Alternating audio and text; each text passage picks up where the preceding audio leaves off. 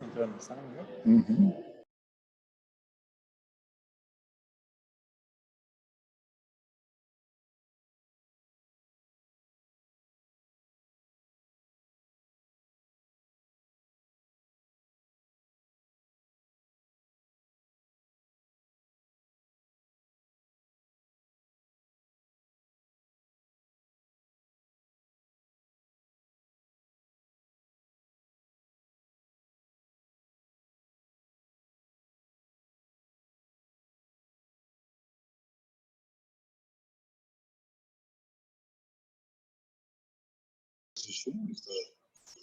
Teste som, teste som.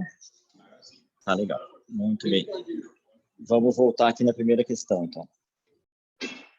Então, vamos começar pelas questões do pré-teste. Essas questões do pré-teste, elas são as questões oficiais do manual do aluno do ACLS. Então, terminou a parte do BLS, o Suporte Básico de Vida, tem essas 6 questõezinhas. São as questões que eu só copiei e colei aqui. Então, questão número 1. O que é verdade dos abaixo sobre o BLS? Está obsoleto, mudanças recentes proíbem boca a boca, ele deve ser priorizado em relação ao ACLS, então ele é mais importante que o ACLS na sequência de atendimento, ou ele tem pouco ou nenhum impacto na sobrevida. Questão número 2, qual que é o primeiro passo quando a gente vai avaliar um indivíduo que está caído, né? Checar sua pressão arterial, checar seu batimento cardíaco, checar se ele está consciente ou inconsciente, ou checar o tamanho da pupila dele. A gente vai passar bem rápido agora, porque depois a gente vai revisar no final de novo essas questões. Questão número 3, qual fator é crítico em qualquer situação de emergência? Então, a segurança do local, a idade do indivíduo, o status da ressuscitação ou o status de gravidez do paciente. Questão número 4, a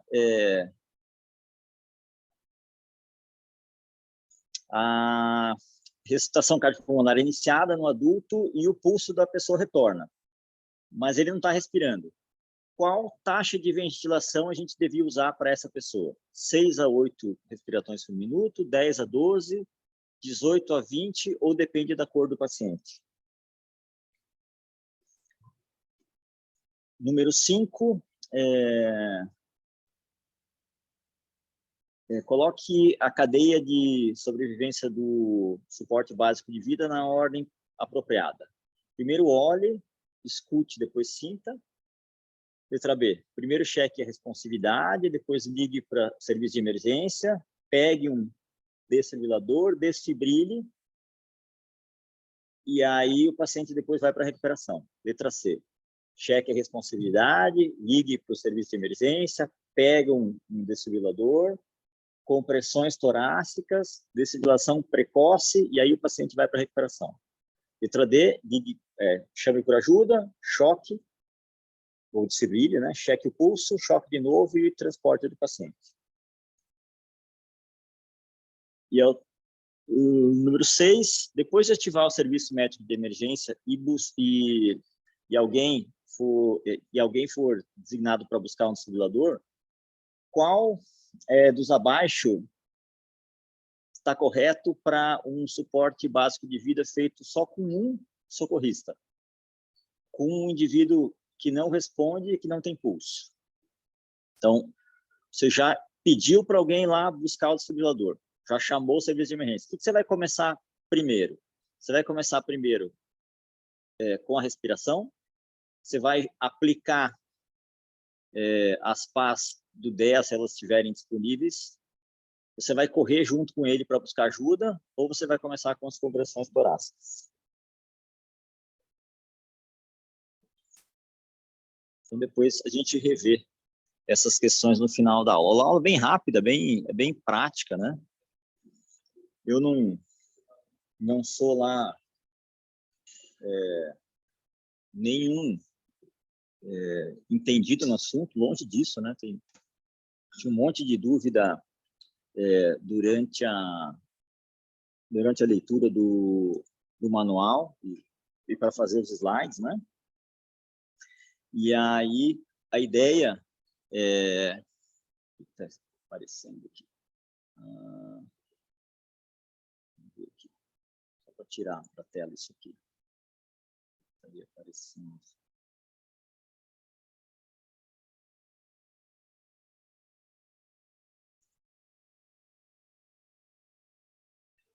Então, a ideia é, com a última revisão do ACLS, que saiu agora em 2021, o que vale até 2025, é simplificar cada vez mais o atendimento, né? Simplificar cada vez mais as técnicas de ressuscitação cardiopulmonar para que elas fiquem cada vez mais fáceis para que cada vez mais pessoas as façam, né? Então, depois de 10 minutos de uma parada cardíaca, se o paciente não receber ressuscitação cardiopulmonar, a sobrevida é zero.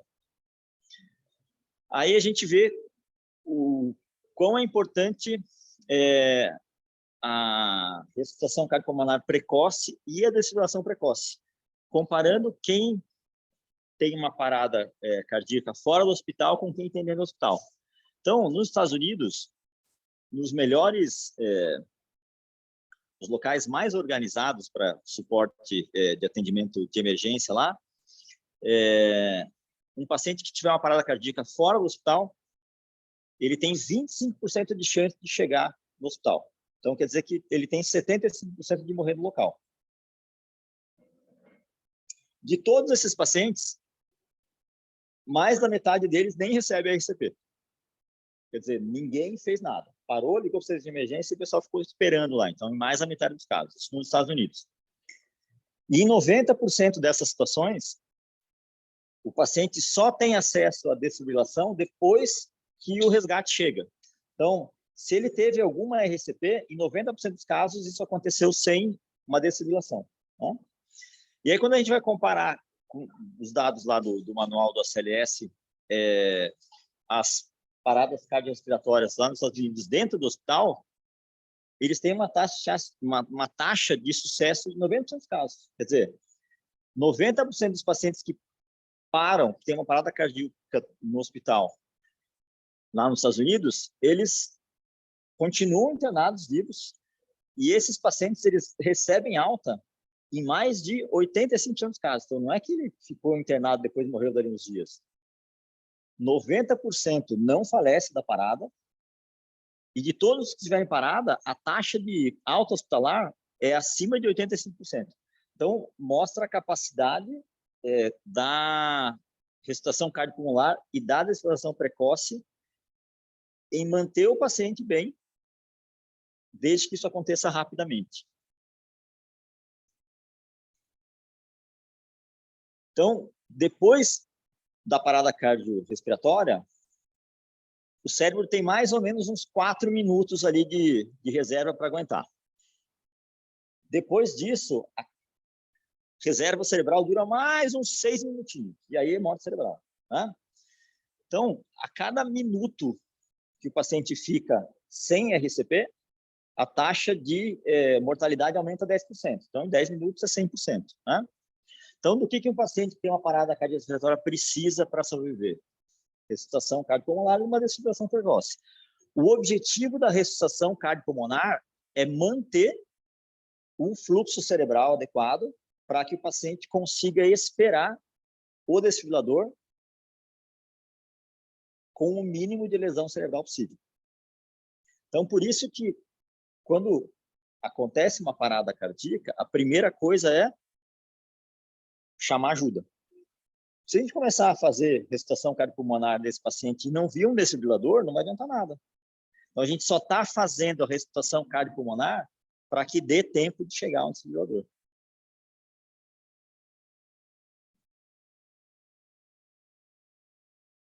Desses 25% dos pacientes que tiveram parada cardíaca nos Estados Unidos, que chegaram no hospital, mais da metade deles não vai ter alta. Então, parada cardíaca nos Estados Unidos, 25% dos pacientes chegam no hospital.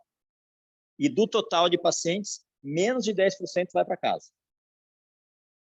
que vai para casa sem sequela, um pouquinho mais de 5%. Tá? Então, a parada cardíaca fora do hospital é um evento determinante de morte em mais de 90% dos pacientes nos Estados Unidos. Se todos os pacientes que tivessem parada cardiorrespiratória recebessem a RCP imediata, se estima que esse índice de sucesso de sobrevida dos pacientes de alta hospitalar aumentasse em 3 vezes. Como, em mais da metade das vezes, as paradas cardiorrespiratórias são no domicílio, lá no ACLS tem uma recomendação, né? Você vai fazer curso de suporte básico de vida, de ACLS, por quê? Porque você vai fazer a diferença para alguém que você ama. Então, se você não morar com a sua sogra, morar com alguém que você gosta, saber suporte básico de vida beneficia a família, porque 70% das paradas cardíacas acontecem no ambiente familiar.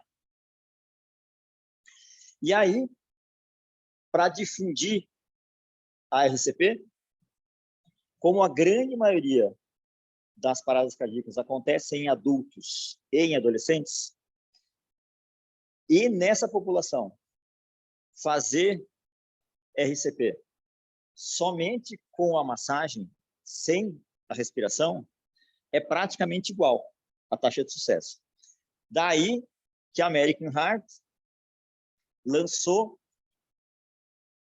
uma alternativa mais simples de ressuscitação cardiopulmonar, que é RCP somente com as mãos. Então, você presenciou um paciente tendo mal súbito, você vai ligar para o serviço de emergência. Então, aqui a gente liga 192 e você vai começar a fazer massagem cardíaca. Só isso, não precisa mais nada. Vocês vão ver porque isso é efetivo daqui a pouco. Aqui, ó. Eu sou a prova disso. Aqui, ó, a gente está frente a um sucesso na medicina brasileira. O Dr. Raul é um sobrevivente de uma parada cardíaca no Brasil. Em casa. E em casa, tá vendo? Quem que massageou você? Esposa. Eu amo o Dr. Raul. Isso é a prova de amor. Ô, Deise, era a chance, hein, de deixar.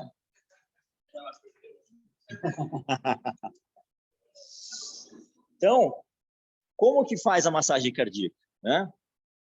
Alguém pode ligar para a gente aí a música do Stay Alive, do Bee Gees, né? Então, a gente massageia no terço final do externo com as 2 mãos, numa frequência mais ou menos de 100 a 120 vezes por minuto. E aí você tem que fazer o tórax descer mais ou menos uns 5 a 7 centímetros e tem que deixar ele voltar completamente. E é só isso. Né? Parece ser simples, mas isso é bem cansativo. Né? E a história da música dos Bee Gees é porque ela tem mais ou menos essa frequência de 100 a 120 batidas por minuto. Né? E o refrão da música dos Bee Gees, o refrão principal é Stay Alive, né? Que é o título da música. Né? E o segundo refrão é Somebody Help Me, Somebody Help Me. Então, o ACLS, no manual, ele recomenda que a gente massageie nesse ritmo. Então, parece ser fácil, mas é um ritmo que depois de 2 minutos massageando, a gente precisa de ajuda. Tá? Vou ficar aqui com a música no fundo para a gente gravar aqui. Quando a gente está massageando, o que ajuda a gente a manter esse ritmo? Contar a massagem. E como é que a gente conta? Conta bem rápido, assim, ó. 1, 2, 3, 4, 5, 6, 7, 8, 9, 10, 11, 12. E é assim mesmo. Desse jeito. Não é assim, 1, 2, não. Você conta bem rápido, do ritmo mais ou menos da música. 1, 2, 3, 4, 5, 6, 7, 8, 9, 10. Quando você vai começar a massagear escutando a música, você vê que o tempo de contagem que você usa é o tempo que a perna bate junto com a música mesmo. Então, é um ritmo bem rápido. Tá? E a gente continua fazendo isso, só isso, até chegar na ambulância. Não precisa fazer mais nada. Então, a ideia é que a simplicidade é o que mais ajuda. Se você começa a complicar muito o suporte básico de vida, as pessoas não fazem, porque tem medo, né, de fazer errado. Então, adulto ou adolescente, só massagem. É igual a você fazer a massagem mais respiração. Né? E ainda mais nessa época de Covid. Né? Você vai pedir para a pessoa fazer uma respiração boca a boca. Né? Então, só massagem para adulto ou adolescente é tão efetiva nos primeiros minutos de parada cardiorrespiratória do que você fazer a massagem mais a respiração. Tá? Então, os primeiros minutos é a mesma coisa. E aí, essa é uma pergunta nas perguntas frequentes lá do material do ACLS de por que só a massagem é tão efetiva quanto a massagem mais a ventilação nos pacientes adultos e adolescentes. Então, esse parágrafo no meio aqui, ó. Então, estudos mostraram que a RCP somente com as mãos é tão eficaz quanto a RCP convencional com ventilações quando administrada nos primeiros minutos de uma parada cardíaca. Então, as ventilações não são tão importantes quanto as compressões torácicas, porque o nível de oxigênio no sangue permanece adequado nos primeiros minutos após a parada cardíaca.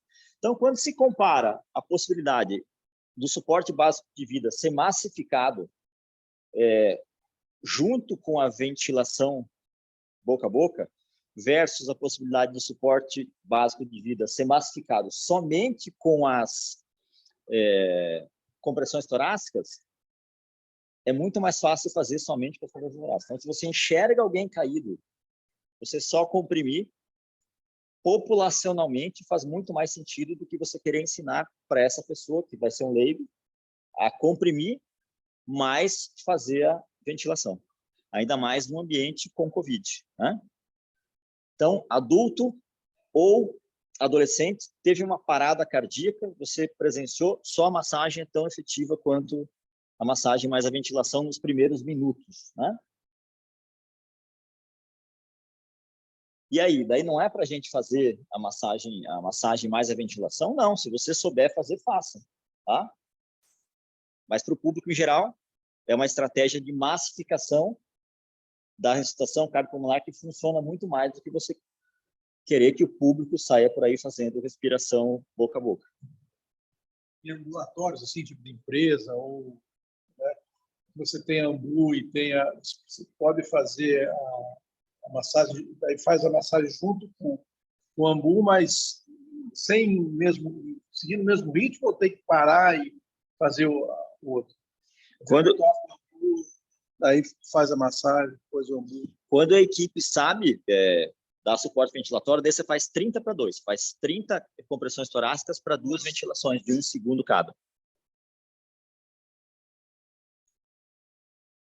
E aí, tá as situações nas quais a massagem, junto com a respiração, é mais importante. Então, antes da adolescência, todas as crianças, da adolescência para baixo. Por quê? Porque essa população geralmente faz parada mais por problema respiratório mesmo. Então, se você fizer essa compressão, não vai resolver. Então, adolescente para baixo, né, precisa da respiração junto, para que isso seja efetivo, né? E é óbvio, né?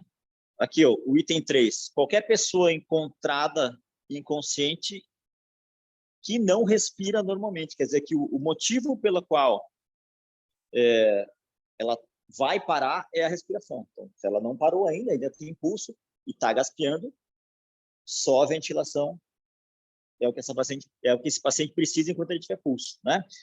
E também, óbvio, né, qualquer vítima de afogamento, sobredosagem de medicamento é por causa da epidemia de opioide lá nos Estados Unidos. Tem muita parada respiratória pelo opioide. Né? Então, primeiro o paciente faz a parada respiratória, depois ele faz a parada cardíaca. Então, ele parou por hipóxia, né? Então, esse paciente vai precisar de ventilação, né?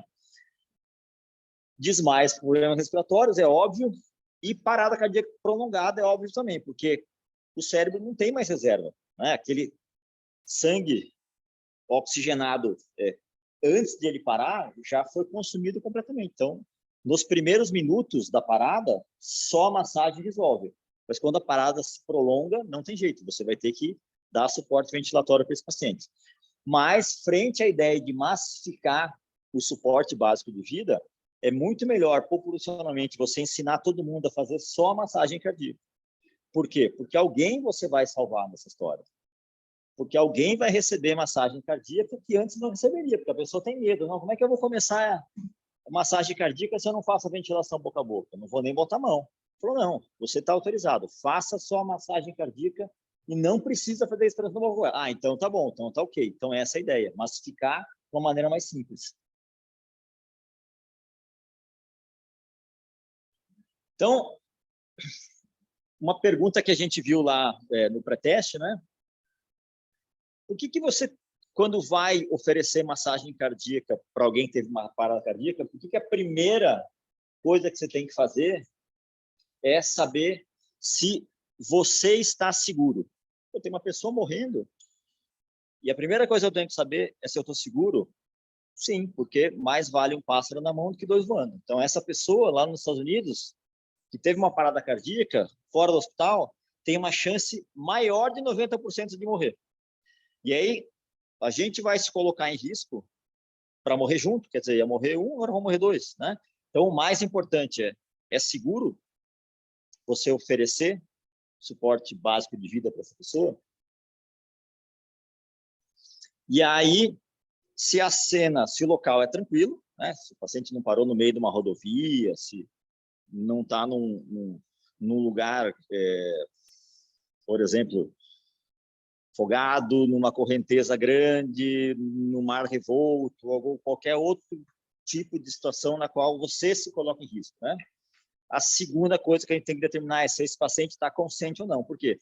Porque se ele tiver com algum grau de consciência, ele não está em parada cardíaca, né?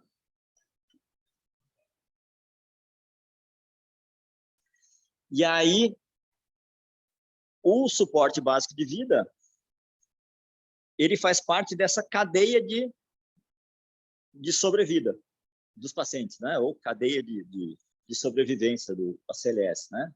Então, a gente precisa ativar o serviço de emergência primeiro, para que o desfibrilador chegue até a gente. A gente começa com a RCP. Quando o desfibrilador chegar, a gente vai ver se esse paciente é desfibrilável ou não. Então, a gente só está fazendo RCP porque a gente quer preservar o máximo de cérebro desse paciente para a chegada do desfibrilador. Então, nosso objetivo em fazer a RCP é o quê? Fazer o cérebro desse paciente aguentar a chegada do desfibrilador, é só isso. Por isso que a primeira coisa que a gente faz é ligar 192. Então, tem o celular hoje em dia, você bota no Viva Voz, liga 192, deixa o celular lá no Viva Voz do lado, já começa a massagem cardíaca e fala, SAMU, parada cardíaca aqui na Associação Médica de Toledo, na sede social. Manda uma ambulância com o médico. Teoricamente, não precisava nem dizer mandar uma ambulância com o médico, né? Mas, como a gente está no Brasil, muitas coisas podem acontecer. Então, quando você fala, manda uma ambulância com o médico, vem uma ambulância de suporte avançado de vida, né? Ele já vem com material para pegar uma veia aérea definitiva, né? Porque às vezes você pede, SAMU, manda uma ambulância. Aparece aqui alguém só com desfibrilador. E aí, desfibila, o paciente não sai, você vai fazer o quê? Né? Como você vai entubar o paciente? Né?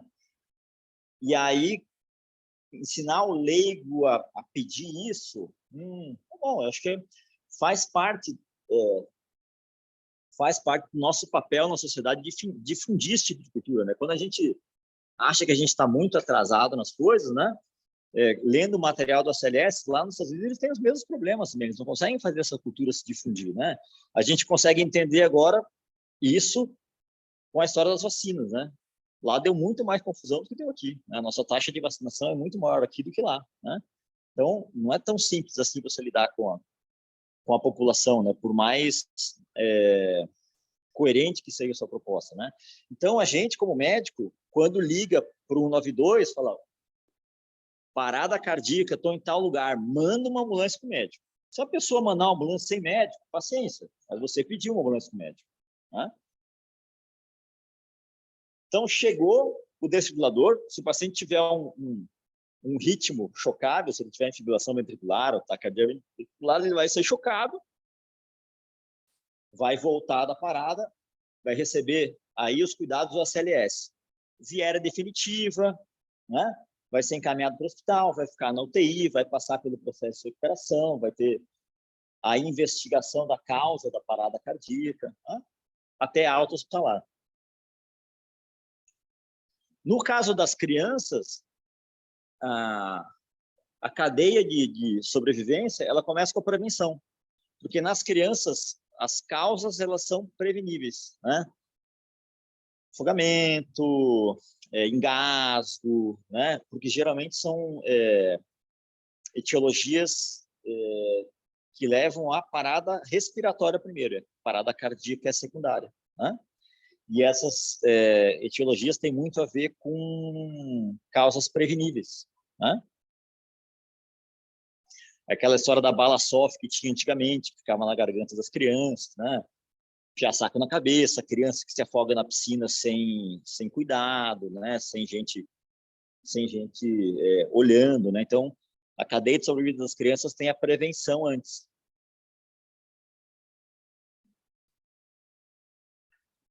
E aí o resumo do suporte básico de vida, então, é isso mesmo, né?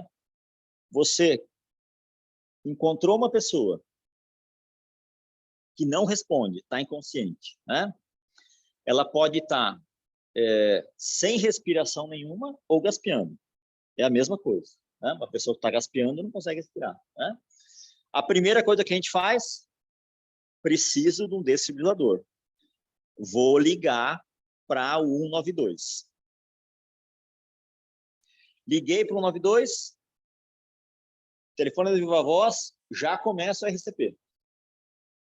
E aí eu já aviso, ó, estou aqui na sessão médica, na sede social, paciente parada cardíaca, manda uma ambulância com o médico. Eu já sei que vai vir desfibrilador junto, né? Quando o desfibrilador chegar, a gente para a RCP, coloca o desfibrilador externo automático, ele já faz a leitura sozinho e ele fala lá, choque indicado, você só aperta o botão, né? Chocou uma vez, RCP por mais 2 minutos, você pode, aí já veio ideia, provavelmente já veio material de via aérea, se alterna com as respirações, 30 massagens para 2 respirações, e você repete, a cada 2 minutos, o desfibrilador vai fazer a leitura se o paciente tem um ritmo chocável ou não, tá? Se ele não tiver um ritmo chocável, ele vai sair da parada só se ele parou por uma causa reversível, por exemplo, parou por hipóxia, né? Você está oferecendo para ele agora a ventilação com a vela definitiva. Se não, um paciente que fez uma parada cardiorrespiratória, tinha um ritmo que não era chocável, provavelmente a sistolia, daí o índice de sucesso no atendimento da sistolia é 0. A sistolia só volta quando não era sistolia. Você achava que era, mas não era, né?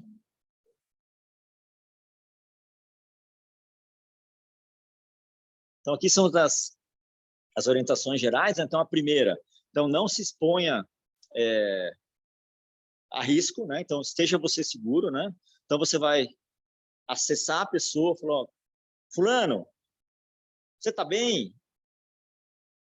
Se a pessoa não responde, você caracteriza ela como inconsciente, e aí gaspear não é respirar normalmente. Primeira coisa que a gente faz, liga para 192 para chamar o desfibrilador, e aí começa a RCP. Não precisa fazer a respiração boca a boca se a gente não quiser, tá? Ah, eu sou médico, eu não quero fazer. Não, tudo bem, tá tudo ok. Você pode fazer só RCP. Você sabe fazer, mas por que você não fez? Eu não fiz porque não tinha material adequado aqui, não tinha uma máscara, não tinha um selo, a gente vai ver depois aqui na prática, um selo de respiração, não tinha material, não quis me expor, né? Fiz só a massagem. Tá tudo bem. Então, aqui, de A até F, né?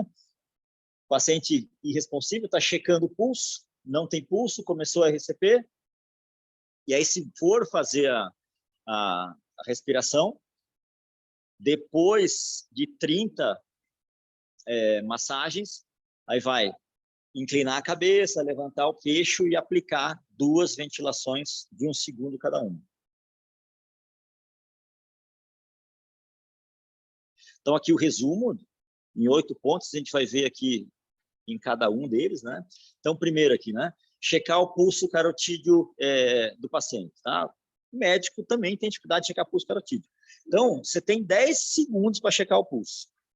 Se em 10 segundos você não viu nada, começa a massagem. Por quê? Vai que ele tenha pulso. Fica tranquilo. Massageie um paciente que tem pulso. Por quê?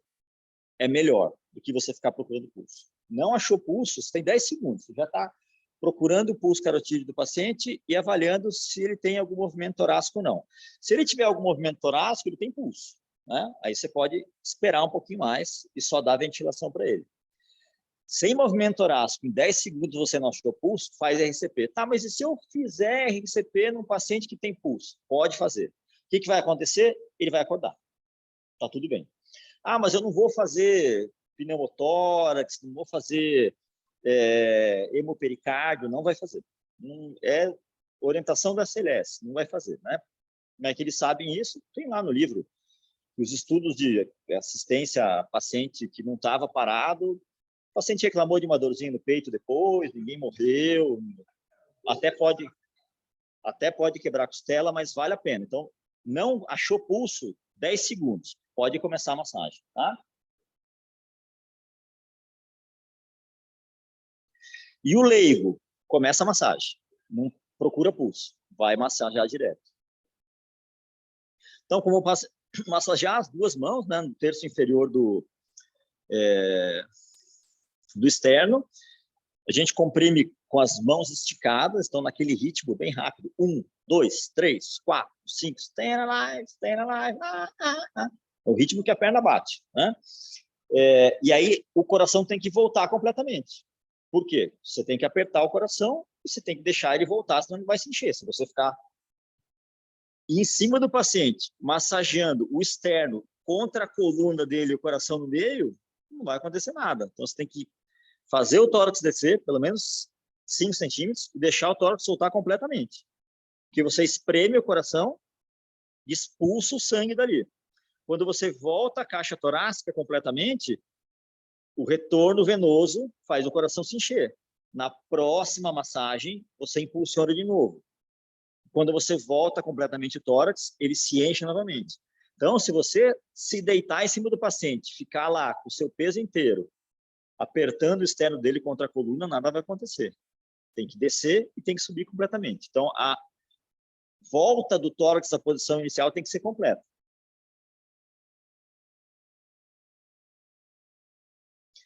Se você for dar respiração para esse paciente, então, inclinar a cabeça, então a testa vai para trás, a gente levanta o queixo do paciente com a outra mão, para que libere a língua que está tapando a via aérea, e aí a gente aplica 2 ventilações de 1 segundo cada.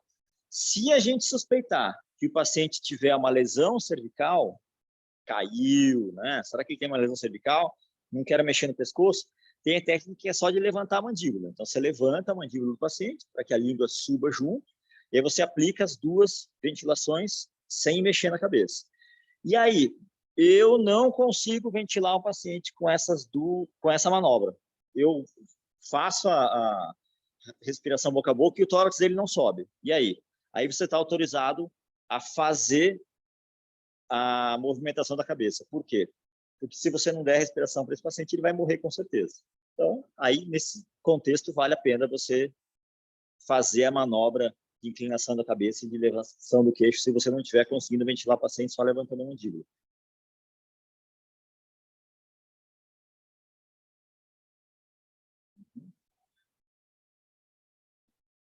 Quando a gente está fazendo a ventilação, então a gente tem que demorar o mínimo de tempo entre a troca da massagem com a ventilação, né?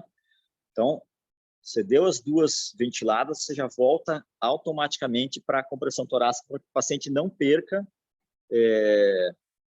a massagem. Toda vez que a gente interrompe a massagem, a perfusão cerebral vai lá embaixo. Aí, quando você começa a massagear, ela começa a melhorar um pouquinho, daí quando você para fazer a ventilação, ela cai de novo e assim vai, tá?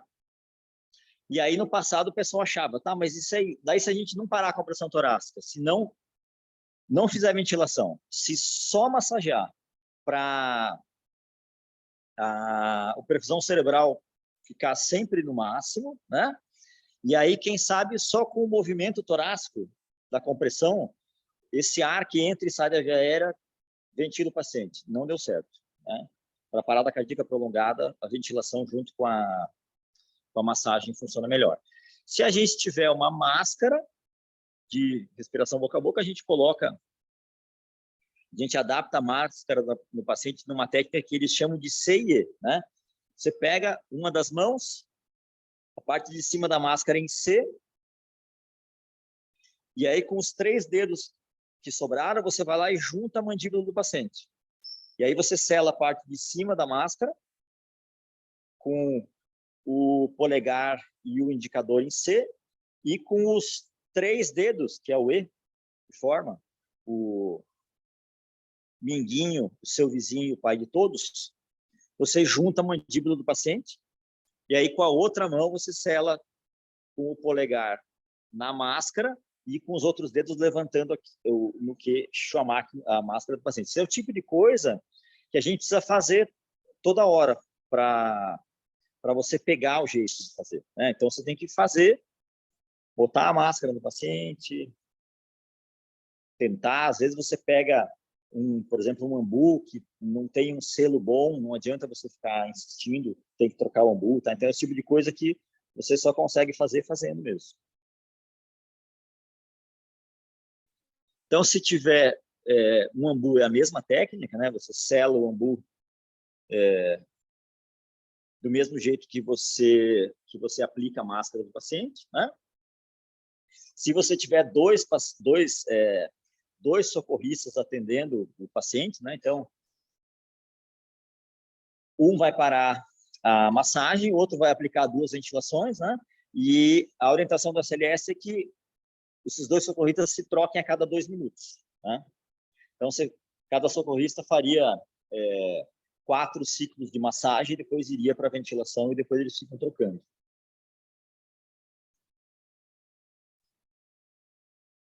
E aqui é o resumo do fluxograma do suporte básico de vida, né? Então, lá em cima do lado direito, né? Então, um paciente que não responde e que não tem respiração ou está agônico, você liga para o SAMU 192, pede uma ambulância com médico, com o telefone em viva voz, você já começa a fazer a massagem cardíaca se você não souber ver pulso. Se você quiser tentar ver pulso do paciente, porque você tem essa habilidade, você tem 10 segundos para tentar ver se esse paciente tem pulso carotídeo, né? Se o paciente tem pulso, você vai só aplicar as ventilações nesse paciente. Oi? Não apareceu os slides, a aula inteira. Espera aí, o pessoal do TI vai ajeitar aqui. A aula inteira não apareceu o slide, estão me dizendo aqui. O pessoal do TI vai ajeitar aqui.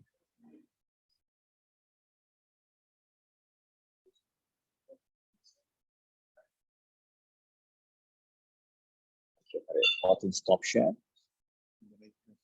Não, tudo bem, mas não tá só stop share. Não tá, ó, share screen. Uhum.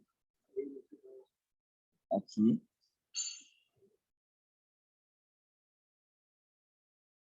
E aqui, ó.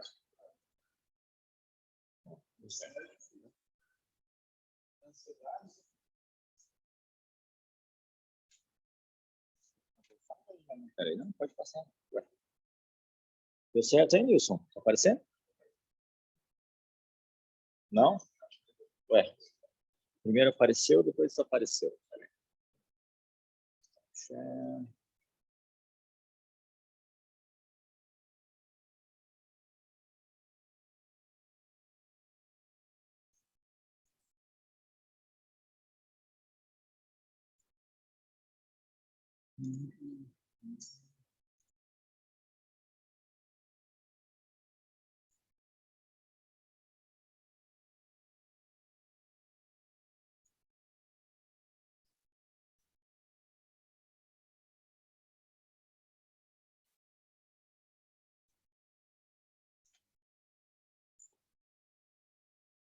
quando muda para a tela inteira, ele some, né?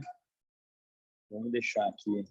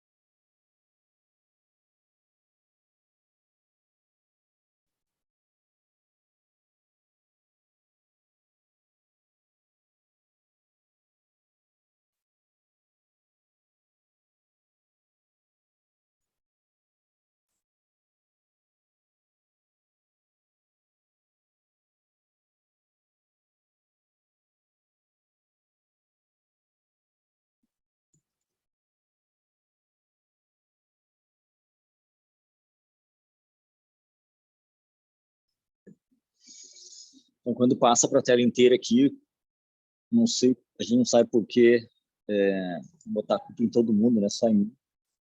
Né? Culpa sempre é bom dividir. Então, quando passa para a tela inteira, a gente não sabe por quê, some o celular, então vai ficar sem tela inteira. Né? Então, aqui é o resumo do fluxograma da Celeste. Né? Então, uma vítima que não responde, não respira, né? Liga para o SAMU, pede uma ambulância para o médico, né? Você tem 10 segundos para verificar pulso. Se você não achar pulso, você já começa a RCP do paciente, naquele ritmo de 100 a 120 compressões por minuto do Stay Alive do BD. Se você achou pulso no paciente, então você vai só administrar respiração para ele, mais ou menos umas 10 respirações por minuto, né? Uma a cada 5, 6 segundos. Né? E aí você vai ficar verificando o pulso dele a cada 2 minutos, aguardando o SAMU chegar. Né? O paciente não tem pulso, você começa a RCP para que dê tempo do desfibrilador chegar para o cérebro do paciente inteiro. Né? Se o paciente tiver um ritmo chocável, ele vai receber o choque, se for responsivo, vai ser entubado, recebeu a ACLS e vai para o hospital. Né?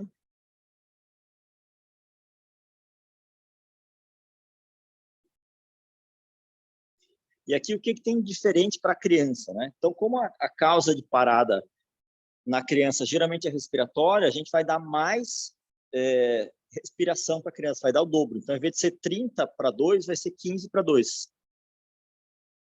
E o resto é tudo igual, né?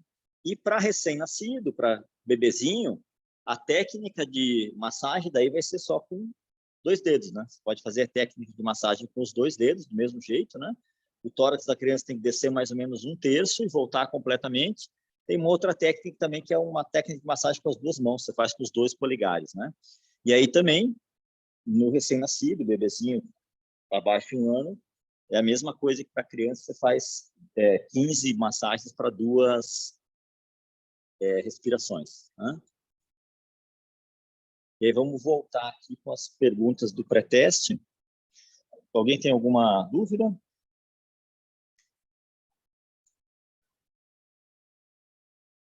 Oi, em algum momento ainda tem a possibilidade de ser usado o soco pré-cordial, no externo? Soco. Se você, no ACLS tem isso, né? Se você viu a pessoa cair, pode sentar-lhe o pau. Vai com tudo. Tem uma história dessas que um colega de plantão contava lá no Piauí, estava lá em Teresina, e aí chegou lá uma família, isso na década de 90, né, quando o soco pré-cordial era preconizado assim, como primeira alternativa. Né? Então chegou lá, Dona Maria, lá trazida por 7 filhos, chinela havaiana pendurada no pé, outro caído. Aí largaram manhinha lá em cima da maca de emergência. O que o colega fez? Deu-lhe uma porrada no meio do peito da Dona Maria. E acordou 3 dias depois não ter. Os filhos arrebentaram ele. Manhinha morrendo e o cabra termina de matar. Né? Então, a recomendação da CLS é, se você viu a parada, você pode tentar um soco pré-cordial. Né? A ideia é que a energia mecânica do soco, ela se traduz em... É uma boa ideia, sem a família por perto, né? Se traduz em algum tipo de efeito elétrico, né? Então, quando a gente dá um choque no tórax do paciente, a gente usa 360 joules, né? Quando o paciente está numa cirurgia cardíaca, né, em circulação extracorpórea, que o coração para, então eles vão reanimar. Vocês têm ideia de quantos joules eles usam na pá para dar o choque no paciente? 1 joule. Se você der 360 joules no coração desse paciente com o peito aberto, vai fazer picanha do coração, né? Então, quando o coração está aberto, é 1 joule. Quando o coração está fechado, é 360. Para onde vão os 359 joules? Vão para a gordura, vão para o pulmão, vão para o fígado, né? Tá? Então, por isso que talvez um soco precordial, se você viu a pessoa parando, se você viu ela, talvez, né? Talvez seja uma atitude assim heróica. Então, você pode dar nesse contexto, o soco precordial. Um soco e massagem. Se não deu certo, você não quer que dá de novo, né? Eu lembro que eu fiz uma não é um meteoro ali, sabe? Eu acho que se você vai dar o soco, é o meteoro de Pegasus. Vai dar para arrebentar. Dá pra... É um corte só. Dá-lhe o soco, né? Aliás, aqui, pessoal, se alguém tiver alguma parada aqui, hoje, tiver que reanimar e fazer boca a boca, eu queria que fosse a doutora Fabiane. Né? Nada contra ela, mas... Né?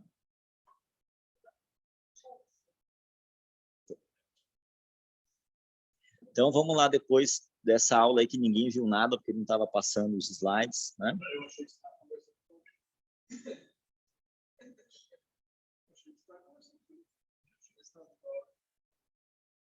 Eu achei que você estava conversando, que nem estava dando aula. Não, realmente, chamar isso que eu dei de aula não dá para chamar, né? Então, vamos lá, número 1, né? Em relação ao ABLS, o que é correto? Está obsoleto? Está proibido boca a boca? Deve ser priorizado em relação ao SLS ou não tem nenhum impacto de sobrevida? O que vocês acham? Letra C, né? Então, não adianta nada o ACLS se passar mais de 10 minutos sem massagem, né? Vai vir para nada. Todo mundo já morreu em 10 minutos. Então, a gente enxergou alguém caído. Primeiro, tem que ver a pressão arterial, ver a frequência cardíaca, ver se ele está consciente ou inconsciente ou o tamanho da pupila. Isso aí, letra C, ver se está consciente ou inconsciente. Né? Então, o que é crítico em qualquer situação de emergência? A segurança da cena, a idade do indivíduo, como é que está indo a ressuscitação, se está grávida ou não. O que é o principal? É isso aí, segurança da cena, né? Mais vale 1 na mão do que 2 voando. Então, a ressuscitação cardiopulmonar é iniciada numa pessoa adulta e o pulso retorna, tá? Mas ele não está respirando. Quantas ventilações por minuto tem cada pessoa? 6 a 8, 10 a 12, 12 a 20, depende da cor da pessoa.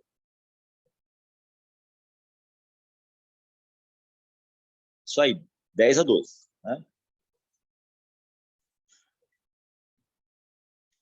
Então, assim, 1 a cada 5, 6 segundos vai dar isso mesmo, né? 10 a 12. Né? Então, para a gente arrumar a cadeia de sobrevivência do suporte básico de vida na ordem apropriada. Né? Olhe, escute, sinta. Primeiro, cheque responsabilidade, ligue para o serviço de emergência para pegar um desfibrilador, desfibrile e depois recuperação. Ou letra C, veja se o paciente está responsível, liga para o serviço de emergência para pedir o desfibrilador, começa com uma pressão torácica e daí quando chegar a subida. Letra D, né? Letra C, né?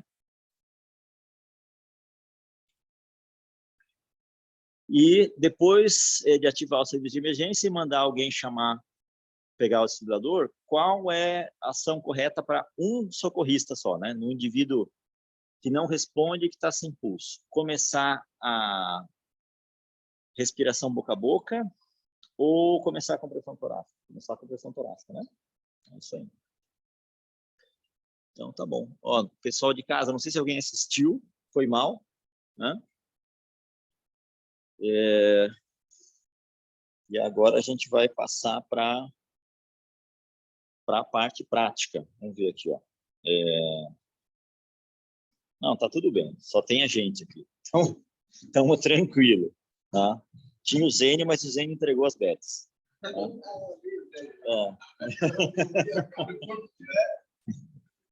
Não, mas também vamos dizer o quê pro Zênio? Só desculpa, né, Zênio? Tô aqui ainda, tô aqui. Ô, assistindo. tá aí, Tá professor. Tá Câmbio. Continua aí que tá ótimo. Parabéns. Tá bom, bicho. Tá legal, Zênio. Zênio, isso fala mais sobre a sua gentileza do que sobre a qualidade da aula. Obrigado, abração, cara.